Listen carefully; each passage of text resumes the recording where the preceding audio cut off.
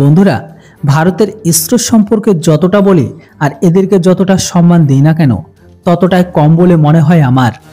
কেননা বন্ধুরা, তারা রিসেন্ট এমন একটি টেকনোলজিকে ডেভেলপ করেছে যেখানে আজকের দিনে বিশ্বের বড় বড় দেশগুলো যেমন জাপান, ইউরোপ অনেক দেশের কাছে এই টেকনোলজি পর্যন্ত আজকের দিনে মজুদ নেই, কিন্তু ফাইনালি আমাদের ইসরো ডেভেলপ করে নিয়েছে। অলরেডি ইসরো অনেক সস্তাতে রকেটকে তো লঞ্চ করেছিল, কিন্তু আপনারা একবার ভেবে দেখেছেন এবার থেকে রকেট লঞ্চে 80% সস্তা হয়ে যাবে।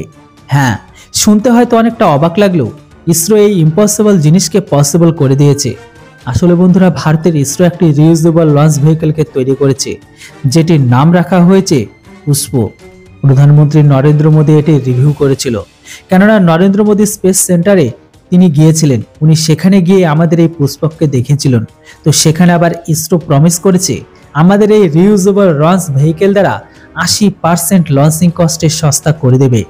এর জন্য স্টার্টআপ কোম্পানিকে স্যাটেলাইট বিক্রি হোক, যেটার দ্বারা এই স্টার্টআপ কোম্পানি সামনের দিনে একটি ইউনিকর্ন তৈরি হবে, যেখানে আজকের দিনে যদি 10 কোটিকে দিতে হতো তবে সামনের দিনে এটিকে ব্যবহার করার জন্য 2 কোটি দিতে হবে। ম্যাসিভ সেভিং এখানে তৈরি হবে আমাদের। আর এটা রিসেন্ট হয়নি, এর উপর আমাদের ইসরো বৈজ্ঞানিক 2012 সাল থেকে কাজ করছে। তারপরে ফাইনালি আমরা এত বড় একটা সাফল্য পেয়েছি। তো বন্ধুরা, এখানে সব থেকে বড় বিশেষত্ব এটাই, পুষ্পক আরএলভি বিমানকে অল রকেট ডিজাইন করেছে fully reusable single stage to orbit vehicle, যেটির জন্য already successful autonomous landing machine তৈরি করা হয়েছিল 2 এপ্রিল 2023, যেটার জন্য একটি সিগনিফিকেশন মাইলস্টোনকে অ্যাচিভ করেছে। আর চায়না এটিকে অলরেডি ডেভেলপ করে নিয়েছে, যদিও তারা অনেক আগে প্রোটোটাইপকে টেস্ট করেছিল। আর ভারত এখন এর সমান সমান চলে এসেছে, তাই চায়নাকে এখন কাউন্টার করার জন্য সাউথ এশিয়াতে কোনো জায়েন্ট সামনে উঠে এসেছে। আমাদের পুষ্পকের বানানো একটি বিশেষ বিশেষত্ব আছে, এটিতে তৈরি হওয়া অনেক কম্পোনেন্ট ভারতেই তৈরি, যেমন ধরে নিন কয়েকটি এর navigation hardware, indigenous landing gear, aerofoil, honeycomb ফিন্স।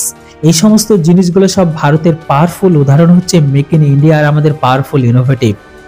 আপনাদের বলে দিই, এতে আমেরিকার অনেক আগে আছে, কেননা ইলন মাস্কের একটি কোম্পানি আছে যেটির নাম হচ্ছে স্পেসএক্স। অবশ্যই শুনেছেন এই নামটি, যারা বিশ্বের মধ্যে একমাত্র কোম্পানি যারা সম্পূর্ণ অপারেশনাল রিইউজেবল ভেহিকেলকে বানিয়ে ফেলেছে, যেটি অন্তরিক্ষে গিয়ে স্যাটেলাইটকে রেখে আবার পুনরায় পৃথিবীতে ফিরে আসে। চায়নাও অনেক চেষ্টা করছে, এর প্রোটোটাইপকে চায়না টেস্টিংও করেছে।